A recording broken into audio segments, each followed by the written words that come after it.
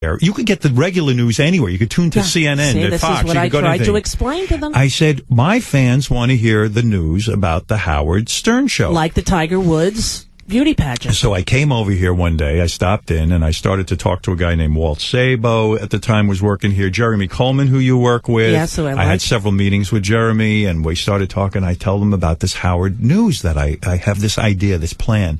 How did you come up with this plan? Oh, I'm in the shower. I'm nude. I don't want to think about my body. It's not all that great. So so it became clear to me that the glue that would hold my channel together would be the Howard 100 News Department. Smart idea. And we hired the guys who do the news for WINS and WCBS AM. And then we brought in a guy like Steve Langford and Lisa G. These were all real top-notch reporters. Right. And all day long, they scour the universe for things going on in the Howard Stern world. Right. If High Pitch Eric gets arrested, it's on the news. It's a lead story. Yeah. The people in my world are the top. All right, now let me ask you something. Did you let them cover the Artie thing? Yes. In fact, well, I'll be honest with you. At first, no. Yeah. It was too hard. It was too hard. Yeah. It was so startling. And I said to the news department, and I rarely, I think Steve will tell you this, maybe 2 or 3 times since we've been on the air, have I ever made a request. Right. For some reason, I felt this was such a private matter, and we happened to hear about Artie's suicide attempt, and it hadn't hit the paper, and the family was trying to keep it quiet. They were desperate for some sort of peace. And I said, I don't think we should go on the air with it. Just leave it alone, right? As soon as it became mainstream, and because we had access, that's how we knew about it. We wouldn't have had that access otherwise. Right. So it was so sensitive, and Artie is such a good friend, and Artie is such a dear, sweet guy, and I hope he's okay. Have you talked to him? Yes. You have? Yeah. Because I spoke to his sister. Right. I put in a little feeler there to say, I have a lot of compassion for that guy. I've read his book and seeing him, and I've been watching a lot of the tapes of you with him, and somebody on the internet made a thing hurt with the song. Fabulous. But you know what, Howard, when he started to cry one time and you got up and went over to him, it was heartbreaking to watch it. And, I just hope that he knows that even though it feels to him sometimes that there's no safety net, there is. And there are people who care about him, who love him, and who understand. Well, yeah, I spoke to him, and it was a difficult conversation because I can't wrap my head around that Artie, my Artie would do this to himself. That's right. And Artie is a terrific guy, such a super talented guy, and, he hurt himself, and he tried to check off the planet, and I can't wrap my head around that. I can't even believe it's the same guy I sat there with. And for him to be so sad and to be so in such a low place to do this to himself, this is the real deal. This is. Did you tell him how it made you feel? No, I'll tell you the truth. We spoke on the phone, and he was in a facility. It's very hard. He's surrounded by a lot of people when he speaks because the way it's set up, the phone is public. Right. And Artie just, it was tough. I just, hey, Artie, first thing I said, any good-looking girls there? Right. And he's like, these kind of answers. So it was almost like... probably a lot sedated and stuff. Yeah, and for 2 minutes, we had a I'd say it lasted 2 minutes. Right. It was very awkward. Right.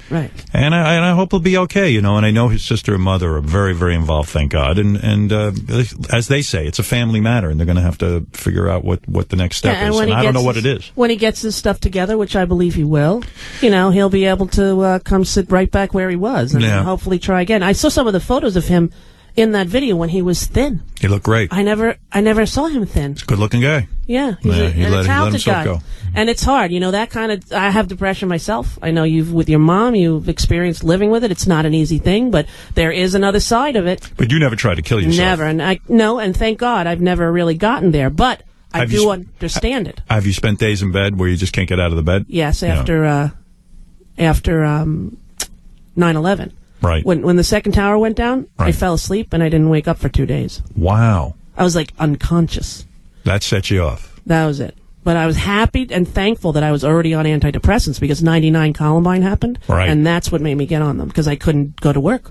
Wow. I just would cry unstoppable, So I understand it, and I understand. Then don't go see Avatar. I understand. I saw Avatar. People are in depression because Avatar's not real. They all want to go to that Navia. Well, you know what's so weird about it? Have you seen Avatar? I don't want you going to Navia. No, I'm not. Have you seen it? Yeah. And what did you think about it? I loved it. I loved it too, but it's sort of the story of the United States and the Mideast going to get the oil. And I think Americans are watching that movie going, yay, blue guys. I'm like, wait a minute, the blue guys are the guys we're against. I thought it was more, I took it from the American Indian point of view and stuff. Okay. And James Cameron is he's like a tree-hugging hippie, and he loves it. And, I mean, there's a good message in there. Yeah. But I love the movie because of the effects and the whole 3D thing. It was just gorgeous. Beautiful. But, two of his movies, the first movie I saw, Titanic, I told the staff, Deirdre Dodd, do not book anyone. This is the biggest stinker in the world. Oh, really? No one's going to see it. #1 grossing movie. Avatar took my kids opening day, fell asleep for 45 minutes. It's unbelievable. I cannot get a James Cameron movie.